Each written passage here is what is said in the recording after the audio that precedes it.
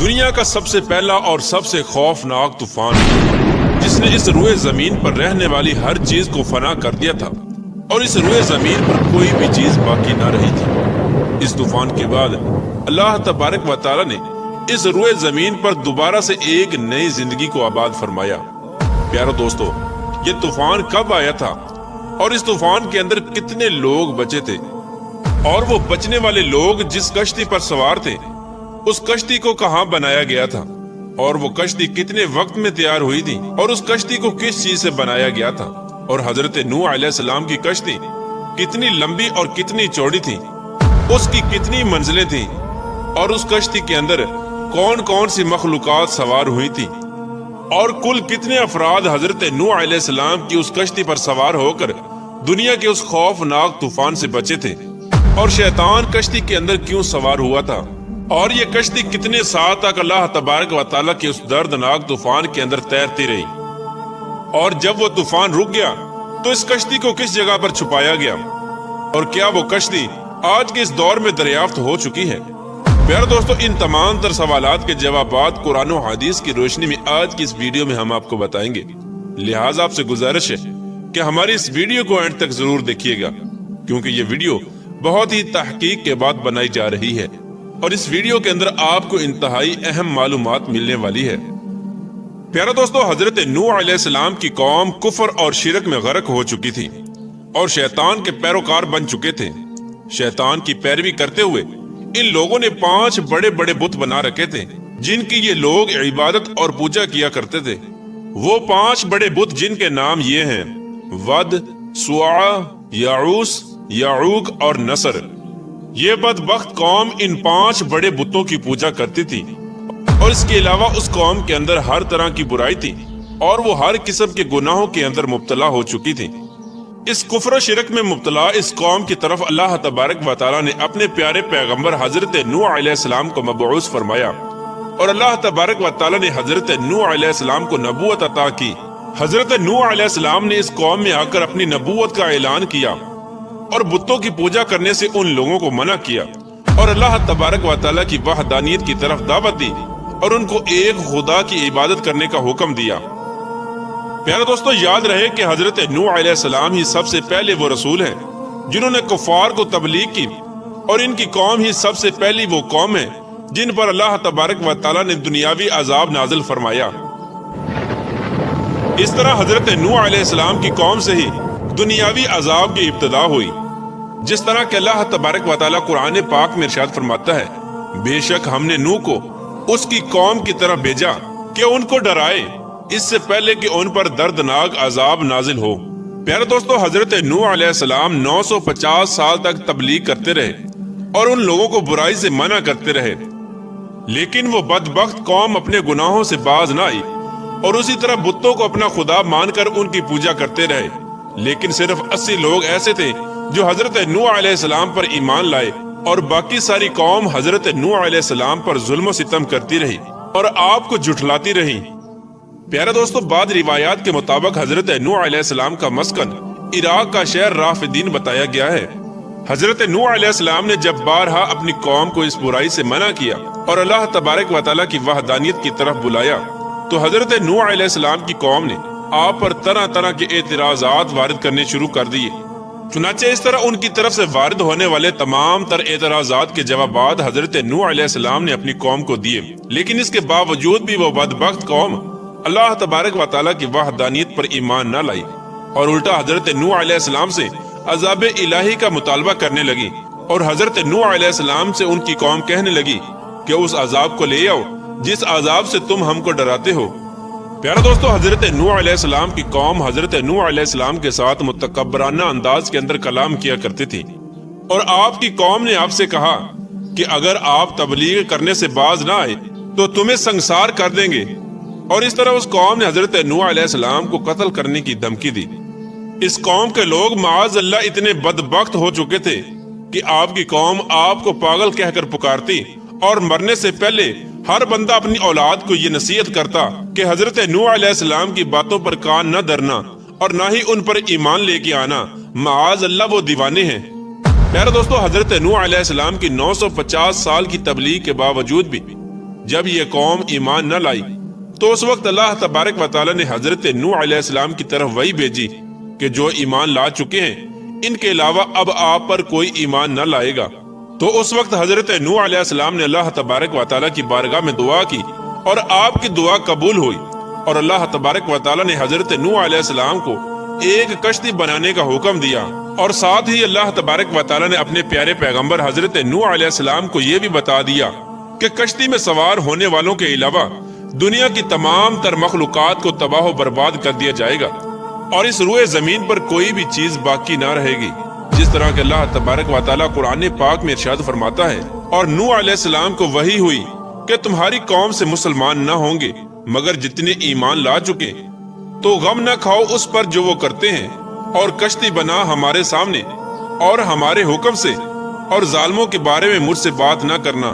وہ ضرور ڈوبائے جائیں گے۔ اور نوح علیہ السلام کشتی بناتے ہیں، اور جب اس کی قوم کے سردار اس پر گزرتے ہیں تو حضرت نوح علیہ السلام پر ہنستے ہیں۔ نوح علیہ السلام بولے، اگر تم ہم پر ہنستے ہو تو ایک وقت ہم تم پر ہنسیں گے جیسا کہ تم لوگ ہم پر ہنستے ہو، تو اب جان جاؤ گے کہ کس پر آتا ہے وہ عذاب کہ اسے رسوا کرے، اور اترتا ہے وہ عذاب جو ہمیشہ رہے۔ اس طرح اللہ تبارک و تعالیٰ کا حکم پاتے ہی حضرت نوح علیہ السلام اللہ تبارک و تعالیٰ کے حکم کے مطابق کشتی بنانے کی تیاری کرنے لگے۔ آپ نے اللہ تبارک و تعالیٰ کے حکم کے مطابق شہر سے باہر کشتی بنانے کا ارادہ کیا۔ ابھی طوفان آنے میں 200 سال باقی تھے۔ حضرت نوح علیہ السلام کو کشتی بنانے کے لیے ایک خاص قسم کی لکڑی کی ضرورت تھی، لہٰذا حضرت نوح علیہ السلام نے اس لکڑی کو حاصل کرنے کے لیے ساگوان نامی کچھ درخت لگائے جن کی لکڑی بہت مضبوط ہوتی ہے۔ یہ درخت 100 سال میں تیار ہوئے۔ اس کے بعد حضرت نوح علیہ السلام نے ایمان لانے والوں کے ساتھ مل کر دنیا کی سب سے پہلی کشتی بنانے کا کام شروع کر دیا۔ پیارے دوستو، اس کشتی کی تیاری کے دوران آپ کی قوم آپ کو بہت زیادہ تکالیف دیتی، یہاں تک کہ کشتی پر فضلہ بھی کر دیتی، لیکن ان تمام تر تکالیف کے باوجود آپ سب کچھ برداشت کرتے ہوئے کشتی کی تیاری میں لگے رہے۔ پیارے دوستو، یہ کشتی کم و بیش 100 سال کے اندر تیار ہوئی۔ یہ کشتی 300 گز لمبی اور 50 گز چوڑی تھی اور 30 گز اونچی تھی۔ کشتی کا اگلا حصہ مرغے کی سر کی طرح اور کشتی کا پچھلا حصہ اس کے دم جیسا تھا۔ اس کشتی کے اوپر تار کول کا لیپ کیا گیا تھا اور کشتی میں 3 دروازے رکھے گئے تھے۔ اس کشتی کی کل 3 منزلیں بنائی گئی تھیں۔ ادھر جب حضرت نوح علیہ السلام کی کشتی مکمل تیار ہو گئی تو ادھر اللہ تبارک و تعالیٰ کا وہ حکم بھی قریب آ چکا تھا، جس حکم کے مطابق اللہ تبارک و تعالیٰ کا دردناک عذاب نازل ہونے والا تھا۔ ایک دن اللہ تبارک و تعالیٰ کے حکم سے حضرت نوح علیہ السلام کے تندور سے پانی ابل آیا، تو حضرت نوح علیہ السلام سمجھ گئے کہ اب اللہ تبارک و تعالیٰ کا عذاب شروع ہونے والا ہے۔ جس طرح کہ اللہ تبارک و تعالیٰ اس بات کو قرآن پاک میں نقل فرماتا ہے، جب ہمارا حکم آیا اور تندور سے پانی ابلا تو ہم نے فرمایا کہ کشتی میں سوار کر لے ہر جنس میں سے ایک جوڑا، نر اور مادہ، اور جن پر بات پڑ چکی ہے ان کے سوا اپنے گھر والوں کو اور باقی تمام مسلمانوں کو،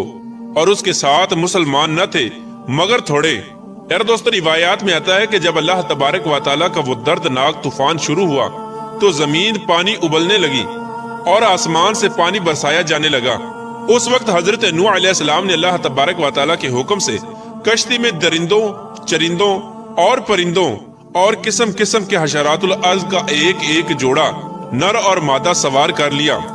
اور آپ کے تینوں فرزند یعنی حام، سام اور یافس، اور ان تینوں کی بیویاں، اور آپ کی مومنہ بیوی، اور 72 مومنین، مرد و عورت کل 80 انسان کشتی میں سوار ہو گئے۔ اور حضرت نوح علیہ السلام کی ایک بیوی تھی جن کا نام وائلہ تھا، اور آپ کا ایک لڑکا تھا جس کا نام کنعان تھا۔ یہ دونوں حضرت نوح علیہ السلام پر ایمان نہ لائے تھے، اور نہ ہی یہ دونوں کشتی پر سوار ہوئے اور طوفان کے اندر غرق ہو گئے۔ پیارے دوستو، تفسیر ساوی میں نقل کیا گیا ہے کہ حضرت نوح علیہ السلام کی کشتی میں 40 مرد اور 40 عورتیں تھیں، مگر آپ کی اولاد کے سوا کسی کی نسل نہ چلی، اسی لیے آپ کو آدم ثانی کہا جاتا ہے۔ پیارا دوستو، کشتی کی کل 3 منزلیں تھیں، جن میں سب سے نیچے والی منزل پر درندوں، پرندوں اور حشرات الارض کو رکھا گیا تھا، اور درمیانی منزل میں چوپائے اور دیگر جانوروں کو رکھا گیا تھا، جبکہ سب سے اوپر والی منزل پر انسانوں نے قیام کیا تھا۔ پیارے دوستو، اللہ تبارک و تعالیٰ کے اس دردناک عذاب کے دوران مسلسل 40 دن تک بارش ہوتی رہی اور مسلسل زمین پانی ابلتی رہی، یہاں تک کہ پانی میں اونچے اونچے پہاڑ بھی ڈوب گئے۔ اس طرح حضرت نوح علیہ السلام کی کشتی کے علاوہ کوئی بھی اس طوفان سے نہ بچ سکا۔ چنانچہ 150 دن تک یہ کشتی مسلسل اس طوفان کے اندر ہچکولے کھاتی رہی، اور پھر اللہ تبارک و تعالیٰ کے حکم کے مطابق آخر کار یہ طوفان تھم گیا، اور 10 محرم الحرام یعنی عاشورہ کے دن یہ کشتی عراق میں موجود جودی پہاڑ پر پہنچ کر ٹھہر گئی۔ اللہ تبارک و تعالیٰ کے اس دردناک طوفان کے ختم ہونے کے بعد سب لوگوں نے شکرانے کے طور پر اس دن کا روزہ رکھا۔ اس طرح دنیا کی سب سے پہلی کشتی کا سفر اپنے اختتام کو پہنچا، اور جو لوگ اس کشتی میں موجود تھے وہی لوگ بچ پائے، اور باقی سب کچھ اللہ تبارک و تعالیٰ کے اس دردناک طوفان نے تباہ و برباد کر دیا۔ اور پھر اللہ تبارک و تعالیٰ نے حضرت نوح علیہ السلام کی اولاد سے انسانی زندگی کو آباد کیا، اور آج جو انسانی نسل موجود ہے وہ حضرت نوح علیہ السلام کی اولاد میں سے ہے۔ اسی وجہ سے حضرت نوح علیہ السلام کو آدم ثانی کہا جاتا ہے۔ پیارا دوستو، اب بات کرتے ہیں کہ کیا حضرت نوح علیہ السلام کی وہ کشتی آج کے دور میں دریافت ہو چکی ہے کہ نہیں۔ اس کے بارے میں ماہرین کا کہنا ہے کہ کشتی نوح کی باقیات مشرقی ترکی میں واقع کوہ ارارات پر ملی ہیں، جو کہ 1400 فٹ اونچی ہے۔ اس کشتی کی 3 منزلیں ہیں،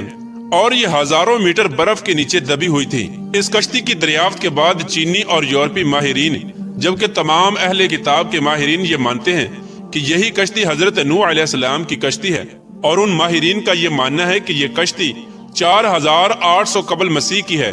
اگر تاریخ کا مطالعہ کیا جائے تو محققین نے حضرت نوح علیہ السلام کے کشتی کے رکنے کی جگہ جودی پہاڑ لکھی ہے، جبکہ یہ پہاڑ کوہ کرداں کا حصہ ہے۔ یہاں پر ہی حضرت نوح علیہ السلام نے اپنے ساتھیوں سے مل کر ایک مسجد تعمیر کی تھی، جس کو سامانین مسجد کہا جاتا ہے، اور انہوں نے ہی خسران شہر آباد کیا تھا۔ آپ کا مزار مبارک لبنان میں واقع ہے۔ پیارے دوستو، اب بات کرتے ہیں کہ کیا شیطان بھی حضرت نوح علیہ السلام کی کشتی میں سوار ہوا تھا۔ پیارے دوستو، آج کل بہت سی بے بنیاد ویڈیوز میں یہ بتایا جاتا ہے کہ شیطان گدھے کی دم کے ساتھ لٹک کر سب سے آخر میں حضرت نوح علیہ السلام کی کشتی میں داخل ہوا تھا۔ آپ کو بتاتے چلیں کہ اس بات کے اندر کوئی سچائی نہیں ہے۔ حضرت نوح علیہ السلام کی کشتی میں کوئی بھی جن اور شیطان موجود نہیں تھا، اور نہ ہی ایسی کوئی مستند روایات ملتی ہیں۔ یہ تمام تر باتیں فضول اور لغو ہیں۔ اللہ تبارک و تعالیٰ سے دعا ہے کہ اللہ تبارک و تعالیٰ اپنے تمام تر فرامین کے مطابق زندگی گزارنے کی توفیق عطا فرمائے، اور ان تمام تر گناہوں سے ہمیں بچائے جن گناہوں کے اندر مبتلا ہو کر پہلی قومیں ہلاک ہوئیں۔